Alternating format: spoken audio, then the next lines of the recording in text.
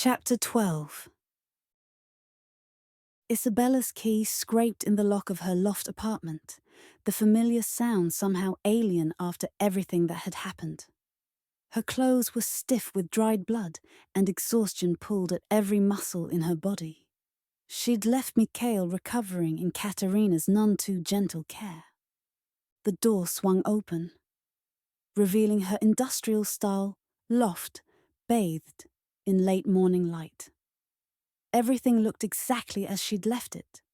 Case files spread across her kitchen island. Coffee mugs still in the sink. Her bed visible through the open-plan space, neatly made as always. And yet, something was wrong. Isabella stood frozen in her doorway, her instincts screaming. Nothing was visibly disturbed, but the space felt violated, different, as though someone else's breath had recently mingled with the air. The hairs on the back of her neck rose in primal warning. She slipped her hand into her bag, removing her gun from its holster, the cool metal a reassuring weight against her palm. She stepped inside, closing the door silently behind her. The soft click of the latch seemed unnaturally loud in the stillness. Her eyes scanned every corner, every shadow, adjusting to the interplay of bright sunlight and dark corners that characterized her loft. She ducked into the kitchen and quietly opened a drawer containing extra magazines for her gun. She loaded one immediately and put another in her back pocket. The wooden floors creaked familiarly beneath her feet as she moved methodically through the open space. She checked behind the kitchen counter, with its industrial stainless steel fixtures, the vintage leather couch her mother had left her, and the bathroom door with its original factory frosted glass. Each familiar object seemed subtly wrong, viewed through a distorted lens. Empty. No intruder. Her phone buzzed in her pocket, and she nearly jumped out of her skin. The screen showed Damon's name. With a trembling finger, she swiped to answer. "Damon?" she asked, keeping her voice low. She pressed herself against the rough brick wall, scanning her apartment as she spoke. The exposed pipes overhead cast complex shadows across the floor, momentarily resembling claw marks until her eyes adjusted. "Where have you been?" Damon's voice was tight with worry, a contrast to his usual cheerful tone. "I've been calling all night. Roger's been asking questions and—" "Are you okay?" Isabella cut him off, her mind flashing to Mikhail's warning. Her knuckles whitened around her phone. The sun shifted, sending new patterns of light and shadow across her floor. A pause. "Am I—" "Yes, I'm fine. I'm at the office. Are you okay? You sound weird." Relief flooded through her, but it was short-lived. "I need you to go somewhere public," she instructed. "A cafe, a restaurant, anywhere with witnesses. Stay there until I call you back." The distant siren wail filtered through her windows, an everyday sound that now carried ominous undertones. "What? Isabella? What's going on?" Damon's confusion was palpable through the connection. "Please, Damon." Her voice cracked slightly. "I can't explain now, but I think you might be in danger. Just trust me."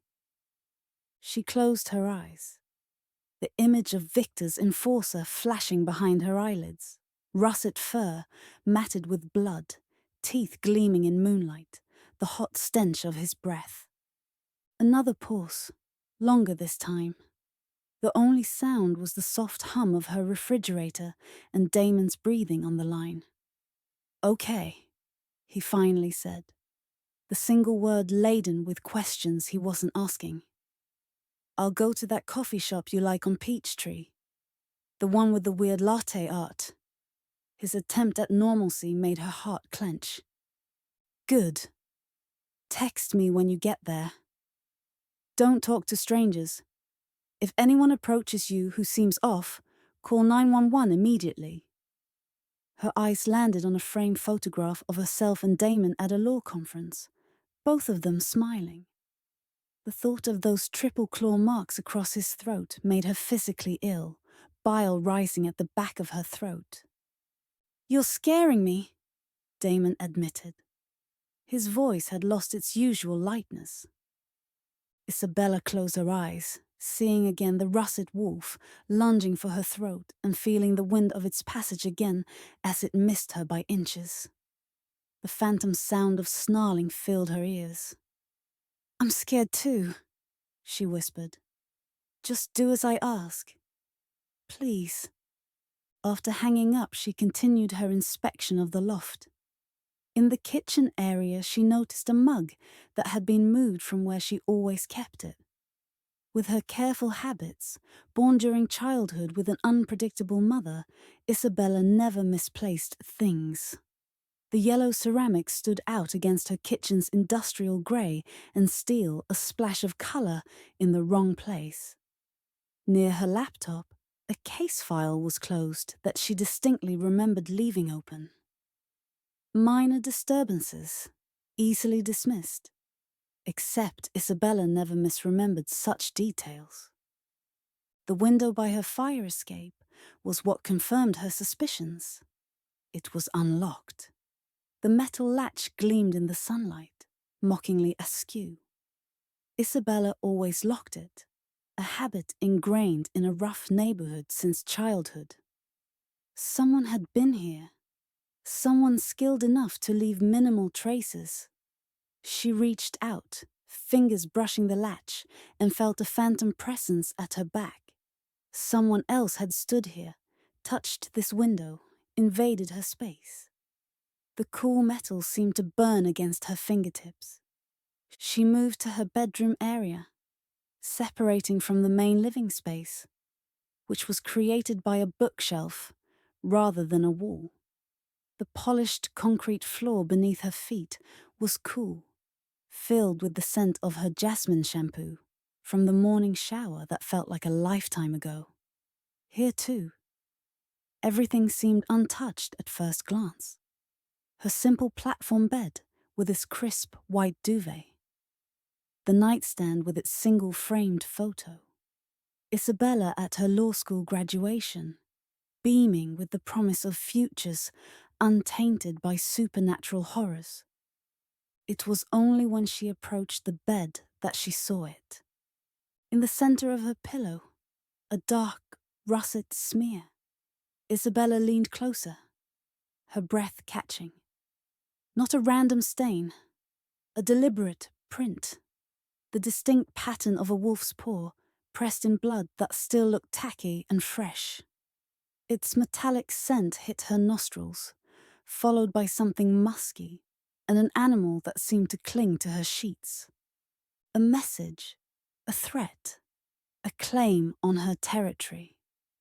The understanding hit Isabella with visceral force. This wasn't just about the murders or the investigation anymore. This was personal. Victor Aldrich, Gideon, or another henchman had stood in this room, touched her bed, and left his mark while she was gone. They had stood where she now stood, perhaps breathed in her scent from her sheets, contaminating her most private space with their presence. It may have been her imagination, but the paw print seemed even bigger than that of the russet wolf that had attacked her earlier. Maybe even bigger than Mikhail's wolf. More significantly, it was missing a claw. The killer had been in her bedroom. Her hand shook as she reached for her phone to photograph the evidence. The movement stirred the air, carrying a scent she hadn't consciously registered until that moment. A musky animal smell underneath expensive cologne. It was similar to Mikhail's scent, but sharper and more aggressive. Like blood, metal, and old decay. It clung to her bedding, a sensory violation that made her stomach turn. Isabella backed away from the bed, suddenly unable to imagine ever sleeping there again. Her safe space, her private sanctuary, had been violated in the most primal way. The rules of her orderly, logical world weren't just bent. They were twisted beyond repair. She wrapped her arms around herself, fighting a wave of nausea. The room suddenly seeming too bright, too exposed, the sunlight no longer comforting, but revealing. She felt suddenly grateful that Katerina would be arranging someone to watch her. Her phone buzzed with a text from Damon. At the coffee shop. Going to drown my confusion in caffeine. Please tell me what's happening when you can. She texted back. Stay there. I'll call soon. Her fingers felt numb on the screen, and the simple act of typing suddenly required concentration. Then, with a grimace of distaste, she stripped the pillowcase with the blood print and sealed it in a plastic bag from her kitchen. Evidence. Though what court would accept a werewolf's paw print was beyond her imagining. The fabric rustled in the plastic, the sound unnaturally loud in the stillness of her apartment. The absurdity of her situation struck her. A DA collecting supernatural evidence that could never be presented in any human court. If normal channels of justice couldn't touch this case, couldn't touch Victor Aldridge, then what options did she have left? The answer came to her with disturbing clarity. Mikhail Volkov, the wolf who had saved her life. The supernatural predator who was now, by bizarre circumstances, her only ally. The realization was bitter in her mouth, like swallowing medicine without water. Isabella sank onto her couch, the leather cool against her back, the sealed evidence bag clutched in her hands. She tried to remember how to breathe in a world where monsters were real, and the line between predator and protector had never been more blurred. The distant sound of traffic rose from the street below, the city continuing its normal rhythms, while her reality had fractured beyond recognition. According to the faded photographs on its walls, the corner diner on Edgewood Avenue hadn't changed in 30 years. Cracked vinyl booths the color of dried blood, windows permanently streaked with the city's grime, and coffee strong enough to dissolve a spoon. The smell of grease and bacon permeated everything, a comforting, ordinary scent that felt surreal after what Isabella had been through. She had chosen it for those reasons. It was a place where conversations disappeared into the ambient noise of clattering plates and sizzling griddles. She slid into the back booth, positioning herself to face the door. The vinyl squeaked beneath her, sticky in that indefinable way of all old diners. Isabella checked her watch. Harper was officially 7 minutes late. She drummed her fingers on the table. A waitress approached, coffee pot in hand. Her name tag read Ruby, and deep lines around her eyes suggested decades of early morning shifts. The scent of coffee, bitter and pungent, wafted from the pot. You waiting on someone, honey? Isabella nodded, pushing her empty mug toward the woman. Just coffee for now, thanks. She didn't bother with a smile. It would have been too brittle to be convincing. The coffee came out black as tar, steam rising in the chilly air of the diner. Isabella wrapped her hands around the mug, seeking warmth. The porcelain felt rough beneath her fingers, worn by years of use and industrial dishwashers. The events of the night before seemed increasingly surreal in the fluorescent lighting of the diner. Had she seen men transform into wolves? Had she helped bandage the wounds of a supernatural creature in his luxury penthouse? The bell above the door jingled, a cheerful sound at odds with the gravity of the meeting. Detective James Harper entered, shaking raindrops from his coat like a dog. Water droplets scattered across the linoleum floor, catching the harsh fluorescent light. His gaunt face seemed to have acquired new lines since she'd last seen him, and his shoulders hunched against some invisible weight. His gaze swept the diner once, professionally cataloguing every patron before landing on Isabella. Without removing his coat, he slid into the booth across from her, bringing the scent of rain and cigarettes he wasn't supposed to be smoking. "You look like hell," he greeted her, voice gruff, but not unkind. His eyes, the washed-out blue of faded denim, assessed her with professional detachment. "Hello to you too, detective." Isabella straightened her posture, instinct taking over despite her fatigue. Harper raised a hand, summoning the waitress and her coffee pot without a word. The movement was efficient, practice, and a man who knew exactly what he wanted. When she'd filled his mug and moved away, he leaned forward, lowering his voice. The scent of wet wool from his coat mingled with tobacco and city rain. "So, what's this about? Your message said it was urgent." He doctored his coffee with 3 sugars, stirring methodically, a habit she'd observed during dozens of case briefings. The spoon clinked against the ceramic in a soft rhythm. Isabella studied him, wondering how much she could safely share. Harper's face showed the same no-nonsense efficiency she'd always respected, but now she found herself searching for something else, some hint that he might be open to impossible truths. Some indication he wasn't connected to the corruption that seemed to permeate Atlanta's power structures. How well did she know him? "The ritual killings?" she began carefully. "I've been developing a theory." She watched his face for the slightest reaction, any micro-expression that might betray foreknowledge or deception. The diner's background noise, dishes clattering, orders being called, and the sizzle of fresh bacon hitting the griddle created a cocoon of white noise around their conversation. Harper's eyebrows rose slightly as he sipped his coffee. "I'm all ears. God knows we could use a break in this case." The skin around his eyes tightened almost imperceptibly. "The markings on the victims," Isabella continued, leaning forward and lowering her voice. The table felt sticky beneath her forearms. "They're not random. They're not even human." She emphasized the last word, watching Harper's eyes for any flicker of recognition.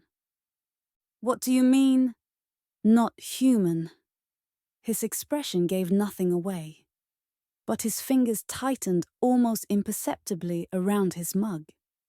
Isabella hesitated, knowing she was approaching dangerous territory. "I mean, the killer isn't conventional. The triple claw marks couldn't be made by any weapon I can identify.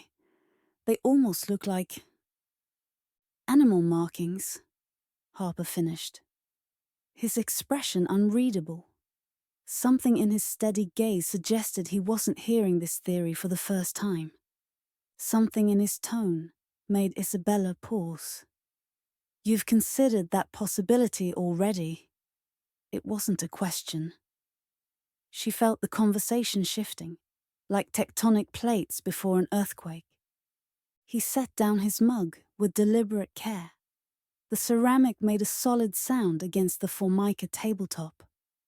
"Let's just say I've been on the force long, Santos. You see patterns after a while." He glanced around the diner, then lowered his voice further. "This isn't the first time Atlanta's had deaths like these.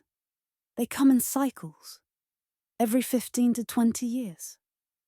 A chill that had nothing to do with the rain outside ran down Isabella's spine. The fluorescent lights above seemed to buzz more loudly, the smell of coffee and grease suddenly cloying. "You're saying there have been similar murders before?" She already knew this, but wondered why he was just sharing this information now if he did as well. Similar enough. Harper's weathered face gave away nothing. Same MO. Bodies drained of blood, triple marks across the throat, always clustered in time, then nothing for decades. His fingers traced an invisible pattern on the table's chipped laminate surface. The department has a name for them, the slasher cycles. Not very original, and they've been careful never to share it with the press. Isabella's mind raced. What else might he know if Harper knew about previous killings with the same signature? Could he be a potential ally, or was he part of whatever conspiracy had allowed these murders to continue for generations? She recalled Mikhail's comment about werewolves in Atlanta's institutions. Was Harper one of them? A human collaborator? Or simply a good detective who'd noticed patterns others missed? The jukebox in the corner switched songs, a mournful country ballad replacing the upbeat oldies tune. The change in mood felt appropriate to the darkening conversation. She decided to test the waters. "Harper, what if I told you I had reason to believe these killings aren't entirely natural?" Her voice dropped to barely above a whisper on the last word. The word felt inadequate for what she was trying to convey. Supernatural, impossible, monstrous. Meaning? His face remained impassive, but a muscle twitched in his jaw. Meaning, what if they're connected to something beyond normal criminal behavior? Something that might explain why they recur in cycles, why conventional investigations always fail. Isabella leaned closer, heart pounding in her chest. She could smell his aftershave now, oddly comforting in its ordinariness. Saying these things out loud felt like stepping off a cliff. Harper's eyes narrowed. "That sounds like you're suggesting something supernatural, counselor." His tone was carefully neutral, neither mocking nor affirming. The word hung between them, loaded with skepticism, but not outright dismissal. A truck rumbled past outside, its headlights briefly illuminating the diner's interior in harsh white light. Isabella watched him carefully, looking for any reaction that might reveal his knowledge or allegiance. She remembered Mikhail's warning to trust no one. "Would it be so far-fetched?" she asked softly. "Given the evidence?" She held his gaze, refusing to back down despite the absurdity of what she was suggesting. A plate crashed somewhere in the kitchen, followed by muffled cursing. Neither of them flinched. Harper sat back, regarding her with new intensity. "You know, my grandfather was a cop in this city back in the 50s. He used to tell stories that made no sense to me as a kid. Stories about jurisdictions you don't cross, about certain neighborhoods you don't patrol after dark unless specifically called, about wealthy families with old blood and old secrets." His finger traced the rim of his coffee cup, round and round. The soft scraping sound punctuated his words. Isabella held her breath, waiting. Her heart hammered so loudly that she was certain Harper could hear it. The diner sounds receded, and her focus narrowed to Harper's face and the words forming on his lips. "He drank himself to death by 55, Harper concluded flatly. The department called it PTSD from his war service. But he always said it was because of what he saw on a full moon in Piedmont Park in 1954. When they met hers, his eyes held a warning she couldn't fully decipher. The wrinkles at their corners deepened, carved by years of seeing too much. The implication was clear. Harper knew something, or at least suspected.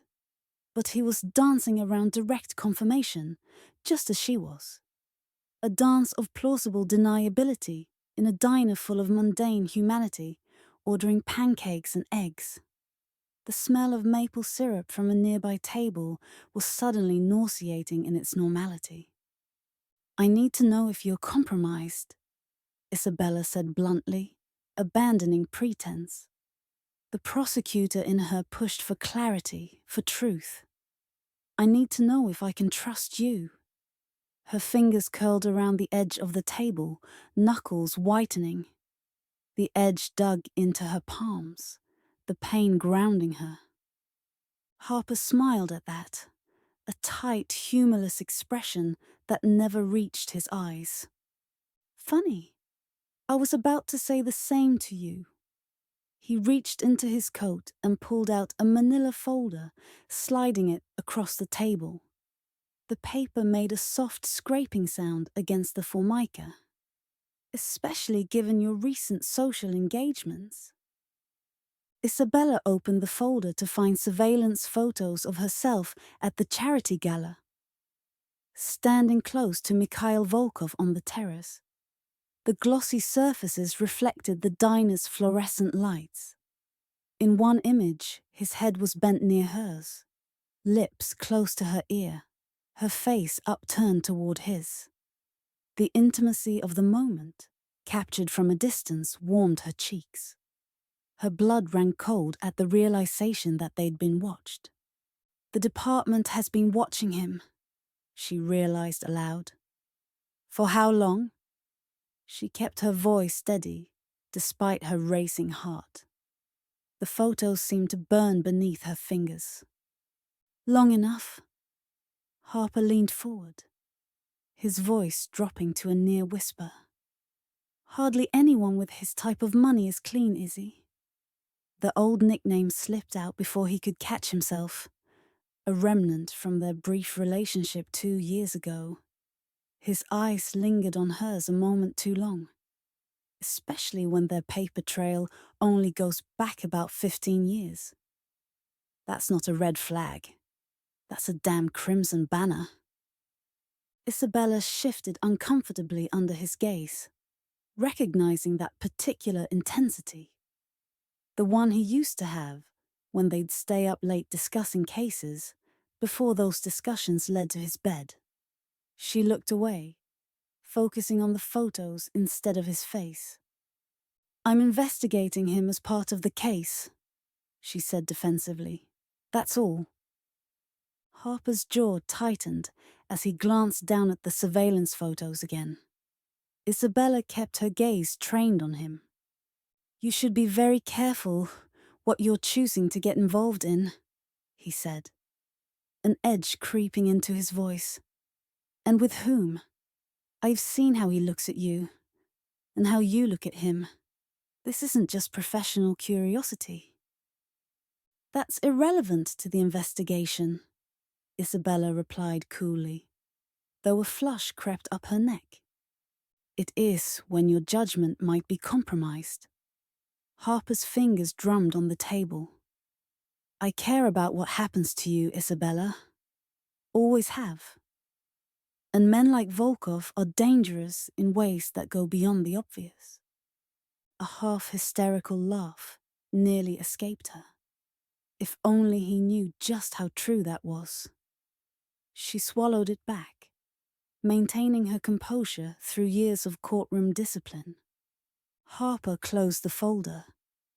"I think Volkov is involved in these killings, one way or another. You got too close to him at that gala, and now you're in danger."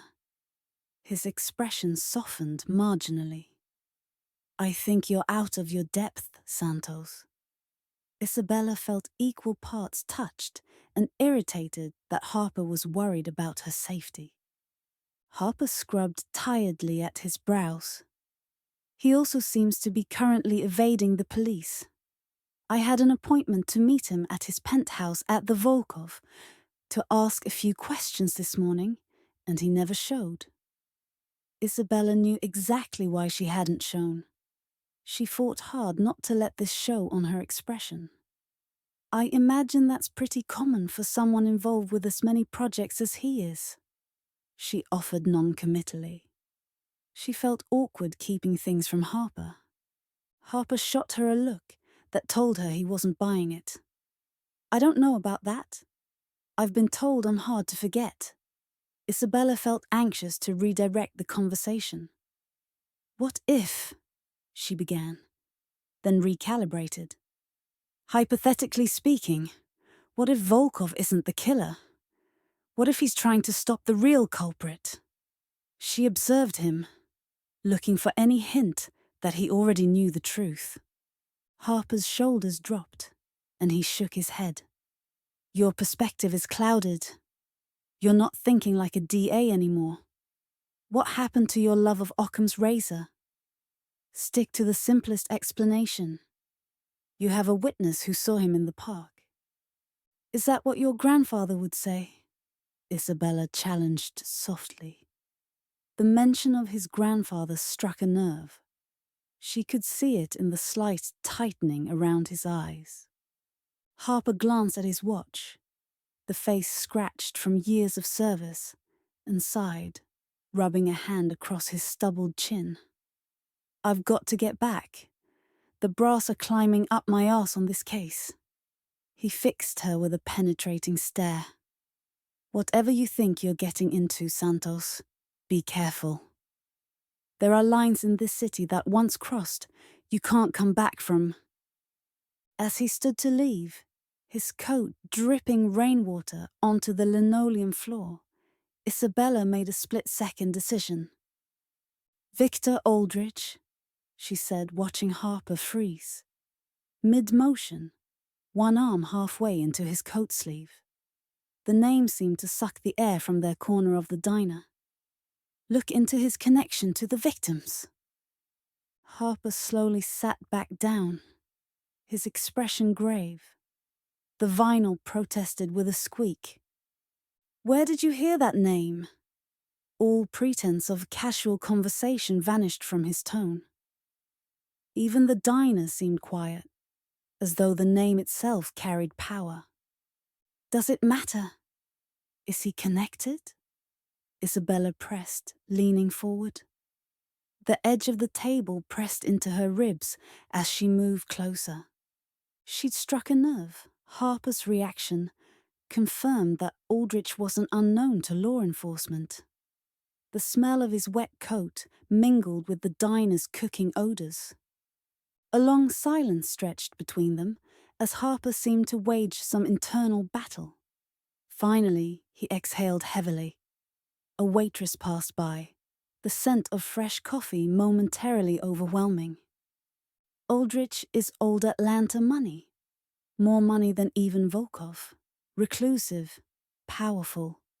The kind of name that makes my captain sweat when it comes up in investigations. He lowered his voice to barely above a whisper. He was the primary suspect in a similar string of killings 18 years ago. Then witnesses started disappearing, evidence vanished from lockup, and the lead detective on the case ate his service weapon. The last words were delivered with a flatness that conveyed more horror than emotion could have. Lightning flashed outside, briefly illuminating his haggard face in stark relief. Isabella's blood ran cold. She could almost taste the fear in her mouth, metallic and sharp. And nobody pursued it further. She thought of her own mother's unsolved murder, of evidence that had mysteriously disappeared from police custody, patterns repeating through generations. Harper's bitter smile told her everything. Like I said, there are lines in this city. His eyes held decades of frustrated justice. He stood again, dropping cash on the table for his coffee. The bills were creased and worn, like the man himself. Whatever you're mixed up in, I suggest you extract yourself while you still can. and stay away from Volkov and Aldrich. With that cryptic statement, he walked out of the diner, coat collar turned up against the rain. The bell above the door jangled with false cheer as he left. Through the streaked window, Isabella watched his hunched figure disappear into the grey weather. Another shadow in a city full of them. The rain seemed to wash him from view.